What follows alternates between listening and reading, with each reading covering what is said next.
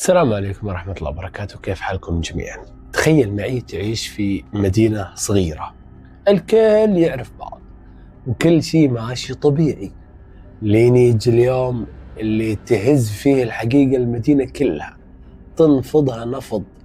يوم تنكشف قصة خطيرة ما تخطر على بال أحد. اليوم بقول لك قصة رجل بسيط ساعي بريد، لكن كان وراه سر كبير وخطير، قلب حياة مئات العائلات في هذه القرية أو المدينة الصغيرة، قلبها رأسا على عقب.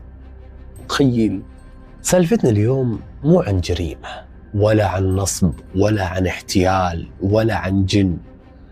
اليوم سالفتنا غير، هذه سالفة أغرب من الخيال. في بلدة هادية كذا في ولاية تينسي في أمريكا،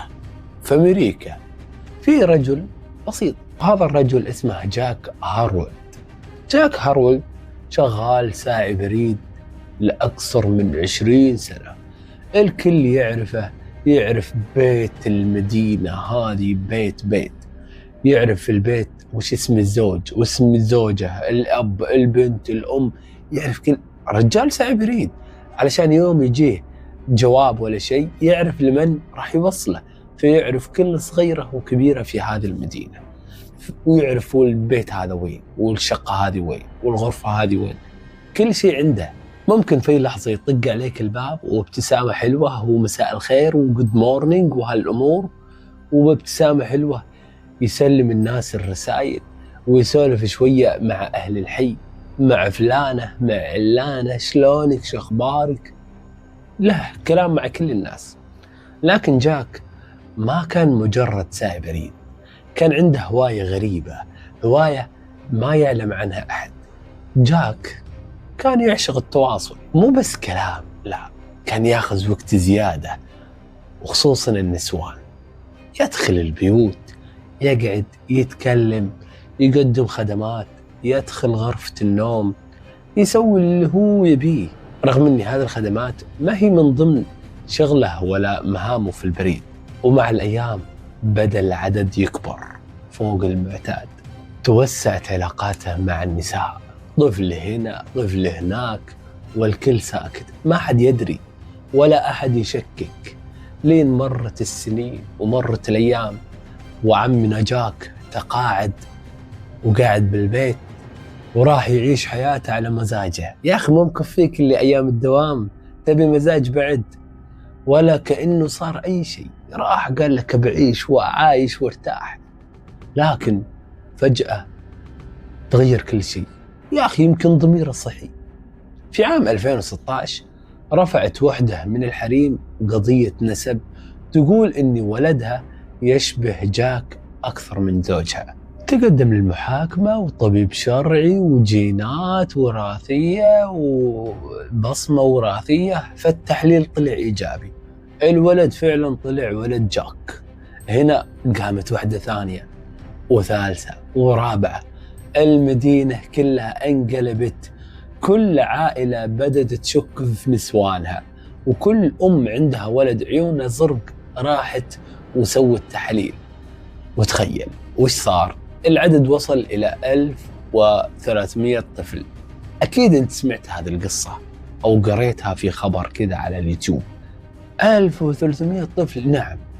تقول الإشاعة أن جاك أنجب أكثر من 1300 طفل غير شرعي، وكلهم من نفس المدينة اللي يشتغل فيها. بعضهم صاروا مدرسين، وبعضهم صاروا محاميين، وبعضهم صاروا يشتغلون في البريد، وبعضهم أطباء، واللي يشتغلوا مع أبوهم في التجارة وهم ما يدرون منو أبوهم الأساسي. وجلس كل رجل في هذه المدينة يقعد كذا يطالع عياله، أنت شبهي، لا أنت مو شبهي، أنت شبهي، أنت شبهي. عارف شكك الناس، ولدرجة إنها كل واحد راح لزوجته، أنت كنت تدخلي جاك البيت وأنا مو موجود؟ أكيد ما دخل.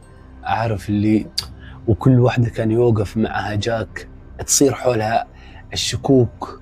فهو يعني قلب المدينة قلب. 1300 طفل يا جاك، وش أنت من رجال؟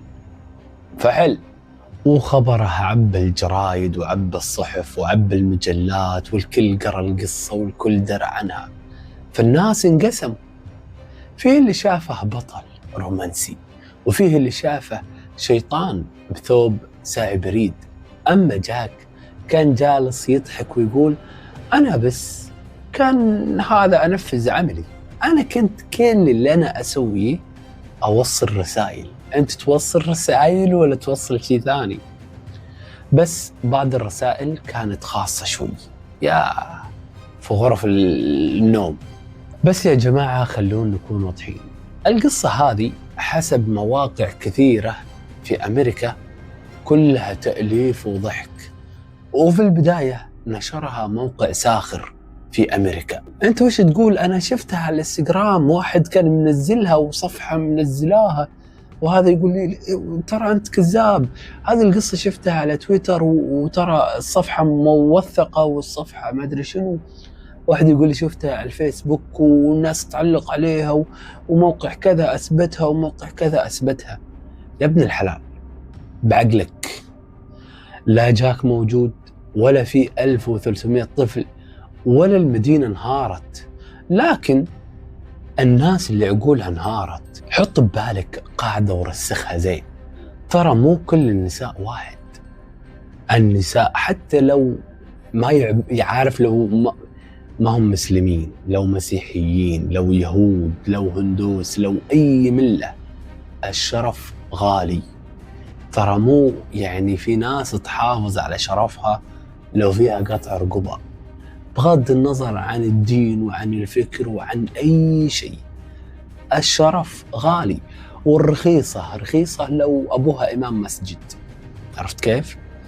والبنت المحترمة واللي تعز شرفها والله لو أبوها سكير، لو أبوها تاجر مخدرات، تعرف قيمة الشرف، ما لها متعلق. صحيح إن الإيمان والدين صح، أي إنسان متدين نادرا ما يسوي هالأشياء، بس أقول لك في ناس كثير عندها شرف.